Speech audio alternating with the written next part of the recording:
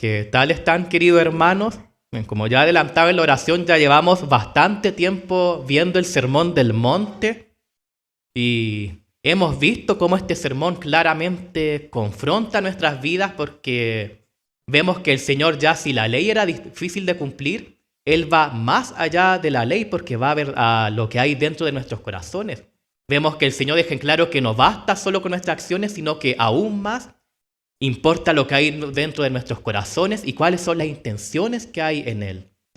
Y vemos que así claramente ya si era difícil de no mentir, de no robar, de no calumniar, de no hacer todas las cosas que demanda la ley, cuánto más difícil es cuando ya con nuestro simple pensamiento nos damos cuenta que el Señor deja en claro que ya hemos pecado. Y recordando un poco este sermón, haciendo una pequeña introducción de lo que hemos visto, veamos que Jesús inicia el Sermón del Monte retratando el carácter del cristiano a través de las bienaventuranzas. Luego vemos que Él habla de la influencia que deben tener sus discípulos en medio de la comunidad si es que exhiben justamente este carácter previamente mostrado. Y esto lo habla a través del ser sal y ser luz para el mundo. Luego hemos visto a través ya de estas últimas predicaciones que el Señor comienza a hablar de la justicia del cristiano, la cual va más allá de esta aparente justicia que demostraban los escribas y los fariseos, porque vemos que ellos eran como más de palabra, pero verdaderamente su corazón no buscaba esta justicia a la cual el Señor nos demanda, la cual no se limita solamente a acciones como le estaba adelantando, sino que es una justicia que debe nacer desde nuestros corazones, centrándose en nuestra verdadera motivación, que es el Señor. De hecho, por lo mismo que les comentaba en la semana anterior, después de la predicación de Javiera, que por qué el Señor inmediatamente parte con esta primera bienaventuranza, que es bienaventurados los pobres en espíritu, aquellos que se reconocen faltos del Señor y que primeramente buscan de Él. Y hoy día vamos a estar viendo la religión del cristiano no hipócrita, sino real. Para esto vamos a estar leyendo Mateo 6, 1 al 6, y después nos vamos a pegar un salto a los versos 16 al 18.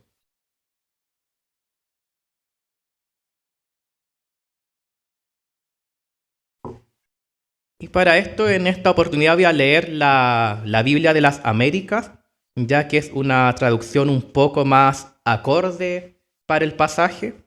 Pero quien desee puede seguirlo en su Biblia, ya que la Biblia de las Américas es bastante similar a la Reina Valera.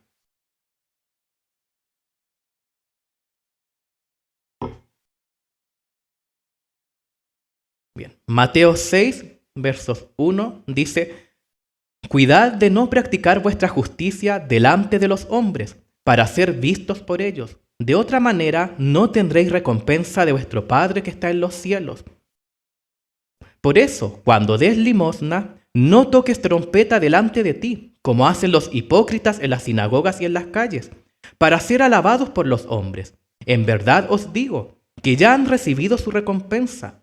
Pero tú, cuando des limosna, que no sepa tu mano izquierda lo que hace tu mano derecha, para que tu limosna sea en secreto, y tu Padre que ve en lo secreto te recompensará. Y cuando oréis, no seáis como los hipócritas, porque a ellos les gusta ponerse en pie y orar en las sinagogas y en las esquinas de las calles, para ser vistos por los hombres. En verdad os digo que ya han recibido su recompensa. Pero tú, cuando ores, entra en tu aposento, y cuando hayas cerrado la puerta, ora a tu Padre que está en secreto, y tu Padre que ve en lo secreto te recompensará. Y ahora nos saltamos al verso 16. Dice: y cuando ayunéis, no pongáis cara triste, como los hipócritas, porque ellos desfiguran sus rostros para mostrar a los hombres que están ayunando. En verdad os digo que ya han recibido su recompensa. Pero tú, cuando ayunes, unge tu cabeza y lava tu rostro, para no hacer ver a los hombres que ayunas, sino a tu Padre que está en secreto, y tu Padre que ve en lo secreto te recompensará. Amén. Entonces, ya leyendo estos pasajes, vemos que acá Jesús continúa enseñando respecto a la verdadera justicia. Y parte con esta advertencia inicial que veamos en el versículo 1, que es: guardaos de hacer vuestra justicia delante de los hombres para ser visto de ellos.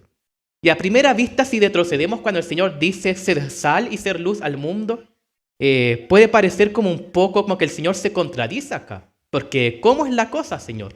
Anteriormente dijiste que el cristiano debe ser luz, debe ser sal, y ese ser luz y ser sal no es otra cosa que mostrar la justicia auténtica que viene de Dios. Y ahora acá dice, cuando hagas justicia, hazla en secreto, que nadie sepa lo que estás haciendo. Entonces, ¿qué está pasando acá, Señor? Pero la clave para entender esto es que Jesús está apuntando a dos pecados diferentes cuando habla primeramente de ser sal y ser luz, y luego en este pasaje cuando dice que debemos hacer nuestra justicia en secreto. Ya que por un lado es nuestra cobardía la que hace al Señor decir, así alumbre vuestra luz delante de los hombres, y por otro lado es nuestra vanidad humana la que le hace decir al Señor, guardaos de practicar vuestra piedad delante de los hombres. El teólogo de apellido Bruce resume de hecho estos dos pasajes con la siguiente frase. Debemos mostrar cuando somos tentados a esconder y esconder cuando somos tentados a mostrar. Se los vuelvo a leer para que les quede claro. Debemos mostrar cuando somos tentados a esconder y esconder cuando somos tentados a mostrar. En síntesis, ambas instrucciones del Señor nos llevan a que toda la gloria de nuestras acciones debe ser para Dios, ya que somos luz justamente para mostrar la gloria de Dios al mundo. Y por otro lado, hacemos nuestras obras en secreto porque toda la gloria es de Él y no para los hombres. Como cantábamos anteriormente, a tu nombre gloria, gritaré gloria, toda la gloria es solo para el Señor.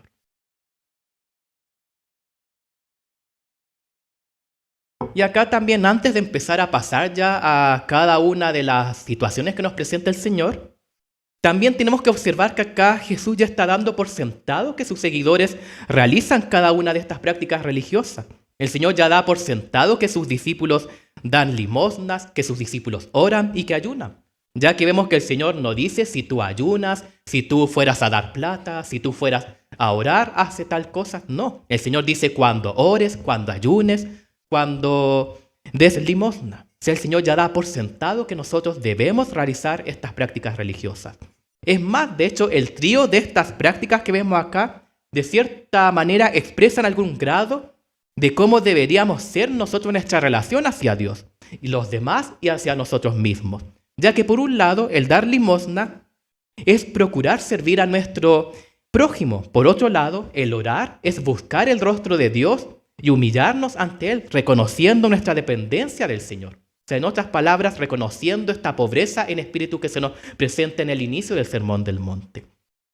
Y por otro lado, el ayunar, entre las muchas cosas que se pueden interpretar del ayuno, en cierto grado también es el negarse a sí mismo y así nos autodisciplinamos por medio del ayuno. Y los tres párrafos que vamos a estar viendo, que de hecho leímos al principio, vemos que siguen un modelo bastante idéntico. En primer lugar, el Señor, por medio de una imagen bastante vivida y de hecho un poco humorística, pone en contraste por un lado el cuadro de cómo es la religiosidad de los hipócritas, que se nos dice que los tales recibirán su recompensa, que tanto buscan este deseo que tienen ellos, que no es otra cosa que el aplauso de los hombres, en contraste a la religiosidad del cristiano, que se nos dice que ellos hacen sus obras en secreto, y que la única recompensa que debe buscar un verdadero discípulo de Jesús es la bendición de su Padre Celestial que lo ve en secreto. Entonces, ahora sí, teniendo ya esta pequeña introducción de este pasaje, comencemos a analizar cada uno de los puntos. El primer punto es la dádiva cristiana, que esto estaba en los versículos 2 y 4 que los volveremos a leer.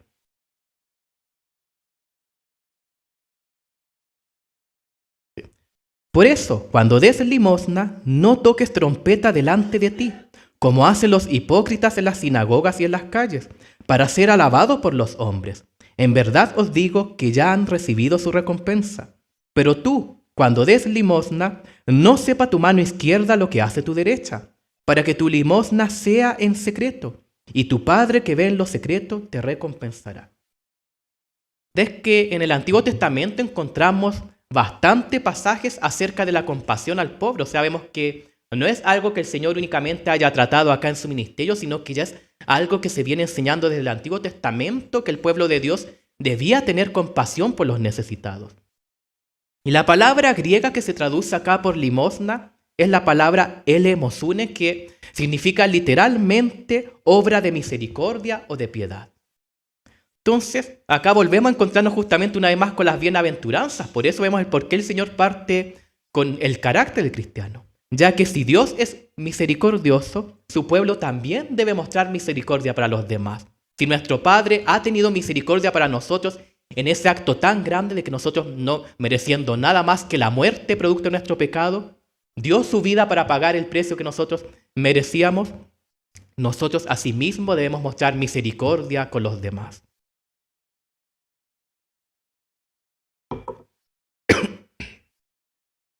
Pero el Señor apunta a lo siguiente, que acá no basta solo con la generosidad de dar al necesitado, que de hecho es lo que ha estado apuntando a lo largo del sermón, sino que el Señor está interesado en lo que nos mueve al dar al necesitado, en cuál es nuestra motivación que se esconde en nuestro corazón. En su exposición tanto del sexto como séptimo mandamiento, vemos que el Señor indica que tanto el asesinato como el adulterio ya ocurre en nuestros corazones al momento en que nos enojamos con nuestros hermanos o en el momento en que codiciamos algo. Y asimismo el Señor acá sigue apuntando a lo mismo, a que cuando damos, cuando oramos, cuando ayunamos, lo verdaderamente importante es qué nos está motivando a realizar estas acciones. Tanto en cuanto a lo que nuestro corazón puede pensar cuando damos, existen tres posibilidades de qué es lo que nos está motivando a dar. Por un lado, puede ser el buscar la alabanza de los hombres. Por otro lado, puede que nos mantengamos en silencio, que no busquemos esta alabanza de los demás, pero que en nuestro anonimato comencemos nosotros mismos ahí calladamente a congratularnos como hoy que soy bacán, que todos los días regalo a los pobres. O el otro punto puede ser que únicamente estamos deseosos de la aprobación de nuestro Padre Divino y ninguna otra cosa más. Bueno, en el caso de los fariseos y de los maestros de la ley, se daba este primer caso. Ellos eran movidos únicamente por recibir el aplauso de los hombres. De hecho, se nos dice que ellos se hacían anunciar con trompetas en las sinagogas o en los lugares públicos cuando daban limosna, esperando ahí que los demás se dieran vuelta a ver qué estaba sucediendo, para recibir justamente la adulación de los hombres. Algo que yo creo hoy día sería un poco difícil, ahí cuando la hermana está pasando ahí con el ofrendero, que nosotros tocáramos trompeta ahí para que los hermanos nos vean. Pero hoy día quizá uno no toca trompeta, pero uno quizá ahí puede sacar su billetera ahí de caimán y ahí exhibirse sacando los billetes delante de los hermanos, ahí como que todos vean cuánto estoy echando. Igual tenemos otra forma en que podríamos caer en este tocar trompeta hoy en día. Y vemos que Jesús a esta clase de personas las describe como hipócritas. De hecho, vemos que en las tres secciones el Señor habla de los hipócritas, una y otra vez. Y esta palabra en un principio se utilizaba para referirse a los oradores y luego se comenzó a emplear para los actores.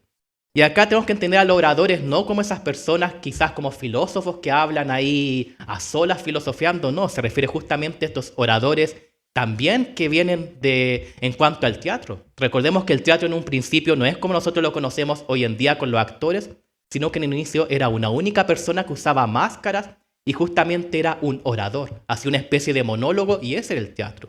Luego evolucionó a como lo conocemos hoy en día, donde están los actores.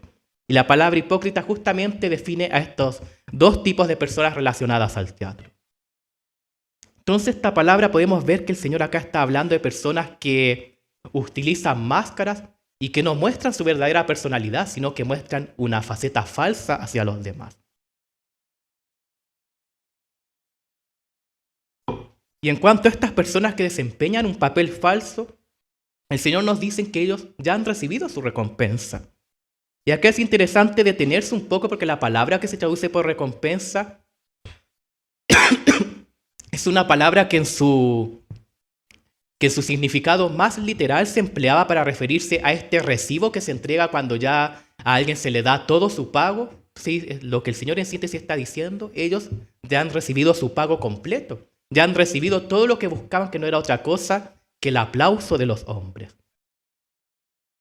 Pero por otro lado debemos darnos cuenta que acá el Señor luego habla de cómo debe ser el cristiano cuando nosotros demos Y se nos dice que debemos hacerlo en secreto, que de hecho ni siquiera nuestra mano izquierda sepa lo que hace tu mano derecha. Y este énfasis, esto es lo que alude el Señor cuando dice que ni siquiera nuestra mano izquierda sepa lo que está haciendo nuestra derecha. Porque el Señor está tratando de decir que ni tú mismo sepas qué es lo que está haciendo. Como da y olvídate rápidamente de cuánto diste, de lo que hiciste, puesto a que nosotros cuando más comenzamos a recordar ahí como cuánto di, podemos caer justamente en la autoadulación, de comenzar a recordar lo que hice, así como hoy, que soy bacán, que le compré comidita a una persona de la calle. Entonces a eso alude. Cuando des, rápidamente olvídate, no sigas pensando, que ni tú mismo sepas qué es lo que acabas de hacer. Y esto es porque nuestra conciencia fácilmente puede degenerar nuestra justicia. O sea, nosotros como personas carnales fácilmente, cuando hacemos buenas obras, podemos caer en la autoadulación. Y aquellos que dan en secreto, se dice que serán recompensados por su Padre que ve los secretos. Y Reina Valera, la razón de por qué no la leí es porque Reina Valera además agrega que serán recompensados en público. Y esto yo creo que podría resultar cuando lo leemos un poco contradictorio. Porque ¿cómo es la cosa? No buscamos los aplausos de los demás, pero damos para buscar ahí como la recompensa del Señor, así como que el Señor me recompense en público. Así como, miren, yo soy tan bueno que el Señor me compró este auto y ahí saco a lucir lo que el Señor me dio, sería un poco raro, ¿no es cierto? Entonces, ¿cómo podemos entender esto? ¿Damos para recibir bendición? Porque de hecho resultaría hasta como una especie de religión mercenaria. Y de hecho justamente estos pasajes son los que han tomado hoy en día las iglesias de la prosperidad para a la hora de pedirle a los hermanos que den. Da para que recibas y se agarran de estos pasajes. Entonces, en primer lugar, tenemos que aclarar una cosa. La razón de por qué no quise leer Reina Valera era justamente por esta palabra de que dice que serás recompensado públicamente, ya que si ustedes buscan otras traducciones van a darse cuenta que esa palabra públicamente no aparece. Ya que acá como que Reina Valera se nos cayó un poco y agregó esta palabra que la verdad no tenía por dónde estar ahí. Y también tenemos que entender cuál es la recompensa que el Padre nos da. Porque no es una recompensa como lo que nos venden ahí estas iglesias de la prosperidad, de que da para que tú recibas después el doble, da y te vas a ganar el quino, hermano, si usted da todo su sueldo. No, claramente no nos está apuntando a eso el Señor acá. Sino que tenemos que entender que esta recompensa de la cual nos está hablando el Señor, esta recompensa es justamente la que busca a alguien que da de manera genuina. La única recompensa que puede esperar a alguien que da de corazón y que no es otra cosa que ver esta necesidad saciada. Aquel que va a dar con verdadero amor, ¿qué mejor recompensa que ver la necesidad de su prójimo saciada? El gozo de ver esa necesidad finalmente saciada. Entonces, resumiendo este primer punto, se nos dice que nuestra dádiva no debe ser delante de los hombres, esperando justamente su aplauso, ni siquiera delante de nosotros mismos, ya que si le damos muchas vueltas caemos en la autoadulación, sino que debe ser delante de nuestro Dios que da en secreto, y que ve, de nuestro Señor que nos ve en secreto, y que ve nuestro corazón y nos recompensa con el descubrimiento de lo que dijo Jesús, que más bienaventurado es dar que recibir.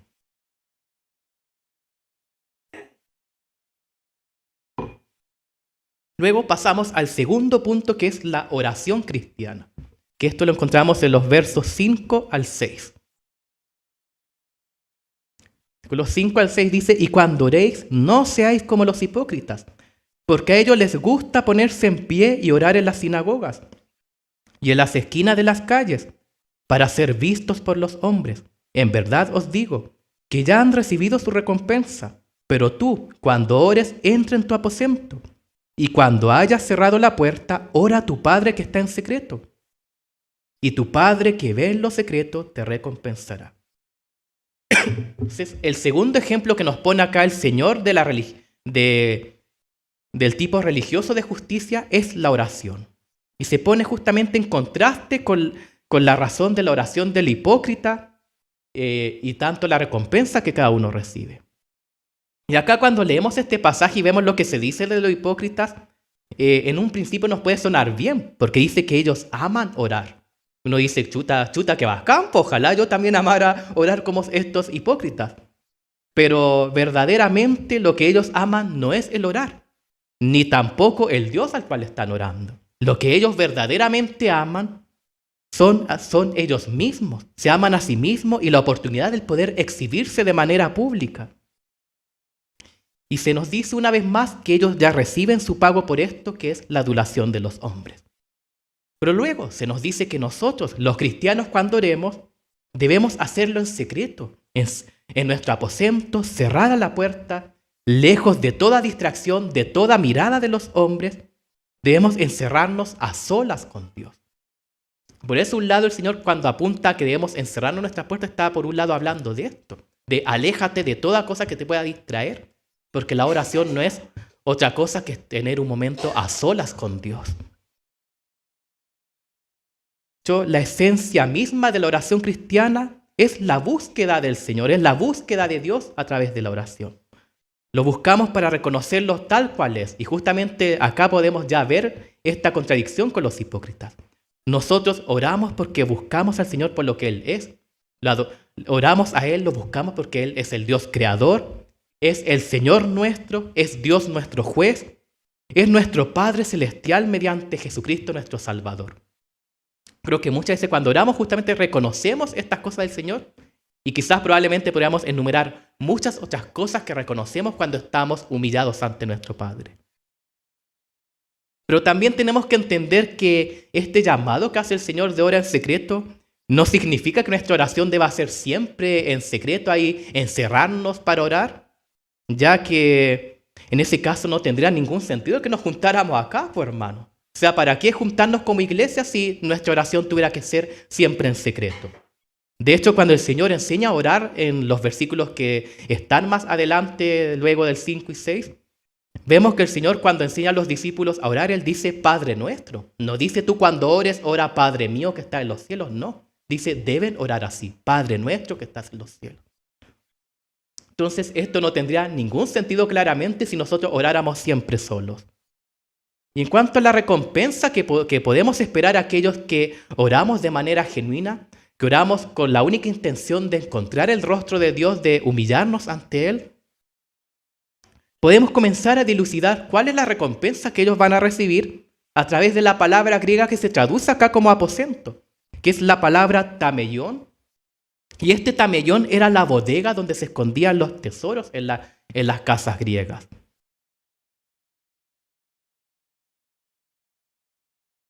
Y esto puesto a que cuando nosotros oramos ya hay tesoros que nos esperan, pero sabemos que no son los tesoros que nos venden nuestras iglesias de ora para recibir, no, porque sabemos que muchas veces nosotros podemos orar y quizás nuestra oración no sea contestada de la forma en que nosotros esperamos, ya que el Señor siempre va a hacer su voluntad en nuestras vidas y quizás nosotros muchas veces nos parezca que su voluntad está mal, pero a la larga sabemos que la voluntad del Señor en nuestra vida siempre es perfecta. Entonces, ¿qué son estos tesoros que nos esperan? Y Pablo nos puede ayudar un poco. Él dice que cuando nosotros clamamos Abba Padre, el Espíritu Santo da testimonio a nuestro espíritu de que somos verdaderos hijos de Dios.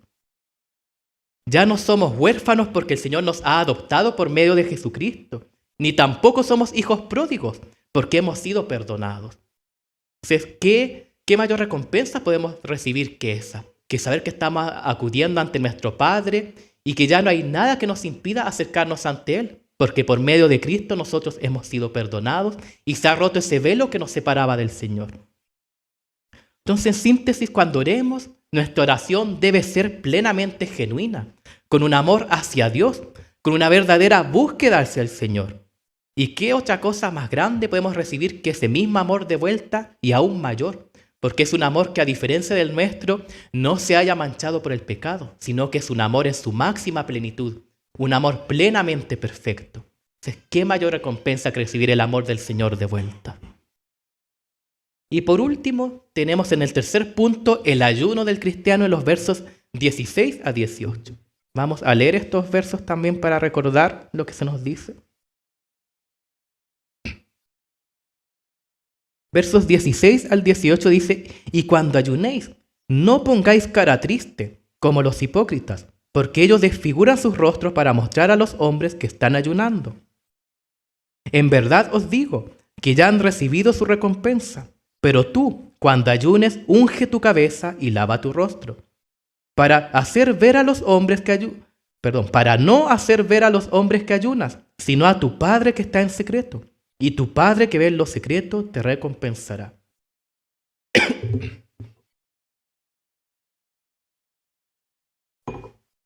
Los fariseos por regla tenían ayunar 2 veces por semana, que eran los días lunes y jueves.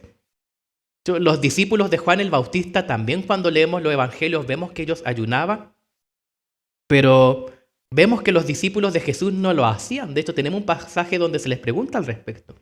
Entonces uno, acá como cuando lee en primera instancia, quizás algunos decían, pero ya, pues Jesús, ¿cómo tú vas a decir cuando ayunen si tus discípulos ni siquiera ayunan? Entonces, para esto justamente tenemos que recordar qué es lo que responde Jesús cuando se les pregunta por qué sus discípulos no ayunaban. ¿Y qué dice Jesús al respecto? Dice que no se puede ayunar mientras el esposo estaba con ellos y estaban de fiesta. Pero les responde, llegará el momento en que el esposo les será quitado y entonces sí ayunarán. Y hoy nosotros justamente nos encontramos en ese momento en que el esposo fue quitado y por tanto debemos ayunar en nuestro día a día.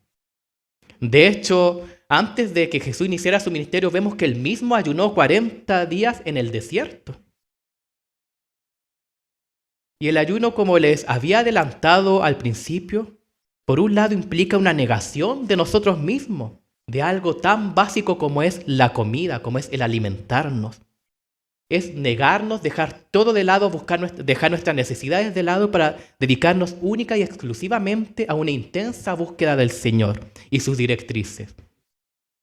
De hecho, tenemos varios ejemplos en el Antiguo Testamento. Por mencionar algunos, tenemos cuando Nehemías reunió al pueblo para que confesaran sus pecados, se dice que justamente ayunaron. El pueblo de Nínive, tras escuchar el mensaje que les llevó Jonás, se nos dice que ellos ayunaron y buscaron de Dios.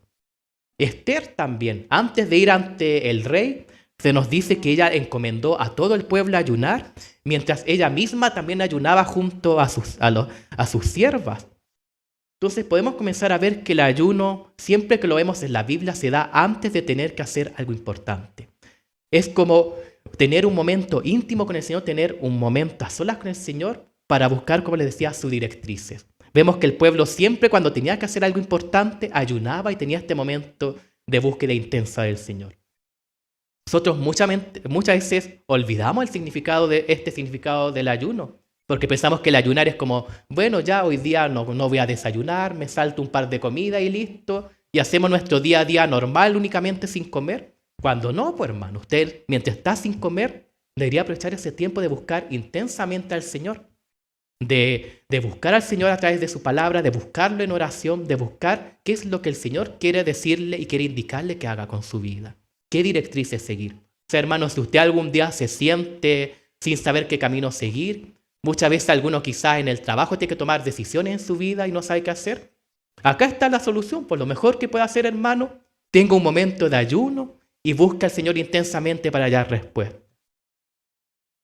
¿Y qué se nos dice acá de estos hipócritas, de los fariseos y los maestros de la ley? Se nos dice que ellos cuando ayunaban se emblanquecían sus rostros con ceniza y como que salían y se andaban afirmando de las paredes como que se fueran a desmayar. Cosa ahí que todos vieran así como, hoy pobrecitos, miren cómo están. Llevan 3 días sin comer los pobres hombres ahí ayunando. ¿Y qué se nos dicen de estas personas que estaban ahí como exhibiéndose en la calle y dando pena a los demás, que ya han recibido lo que buscaban? El aplauso de los hombres, la adulación de sus semejantes.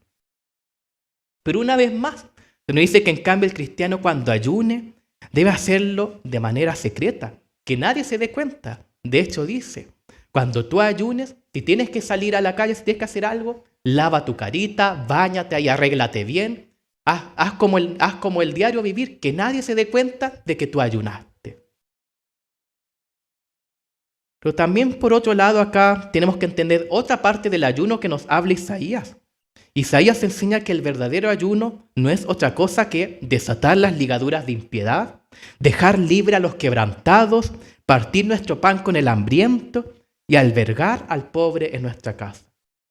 Entonces también cuando ayunamos y nos negamos nosotros de este alimento, tenemos que pensar que ese alimento que nosotros no estamos negando puede ser de bendición para otros. No solo quedarnos ahí pensando en nosotros mismos, sino también que es una invitación a pensar en los demás. ¿Y qué se nos dice de aquellos que hacen este verdadero ayuno?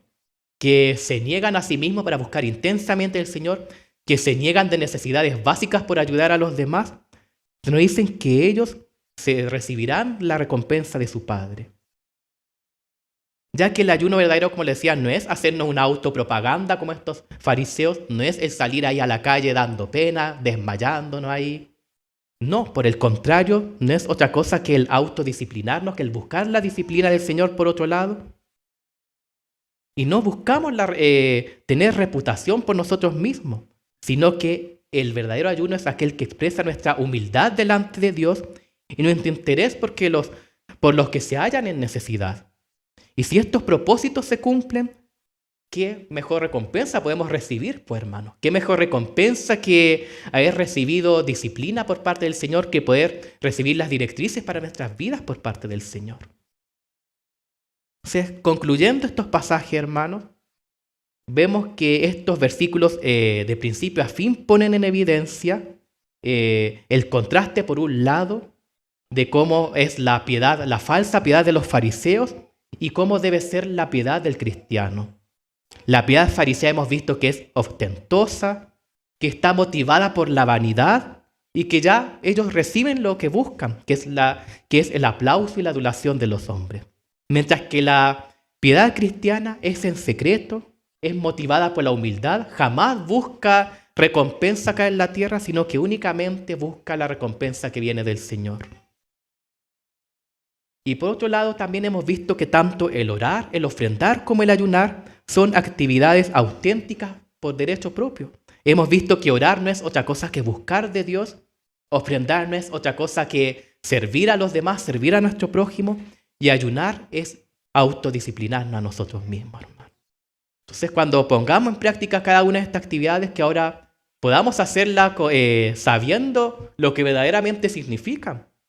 Que yo creo que quizás muchos la dejamos de lado, quizás muchos, yo mismo me incluyo, yo muchas veces ahí como que oro a la rápida, así como que me acuerdo como chuta, no he orado hoy día. O vemos ahí cuando algún hermano pone como, por favor, ¿pueden orar por mí? Quizás muchos lo hacemos así a la rápida, como ya, Señor, bla, bla, bla, bla, bla, y mientras vamos en la micro, y no le tomamos el verdadero peso. Eso es que ahora en primer lugar, hermanos, podamos tomarle el peso, que cuando oremos sepamos que es un momento de buscar el rostro del Señor, de humillarnos ante Él. Que cuando oremos no sea hacia la rápida porque no estamos parados ante cualquier persona, sino que estamos parados ante el Dios, ante el 3 veces santo, hermano. Y por tanto debemos acudir a Él con verdadera humildad, debemos acudir a Él como es debido. También cuando ayunemos, que ahora podamos hacerlo sabiendo lo que busca un verdadero ayuno. Que verdaderamente cuando ayunemos ahora nos privemos de alimentación, pero no para hacer nuestro día a día, sino para tener este momento de búsqueda intensa del Señor. Y que cuando demos también, demos de corazón, hermano. Que si vamos a dar ahí forzadamente, mejor no lo hagamos, hermano. Es mejor no dar si lo vas a hacer de manera privada, de manera así forzosa, porque chuta tengo que dar, porque si no, ¿qué va a decir mi hermano que está al lado? Voy a ofrendar, porque si no, ¿qué van a decir ahí al ver que yo no metí nada? No, hermano. Que nuestra ofrenda siempre sea motivada por el amor al prójimo y por el amor a Dios, hermano. Recordando que el Señor ve nuestros corazones. Y lo invito a que se puedan poner en pie, hermano, y que podamos orar al Señor.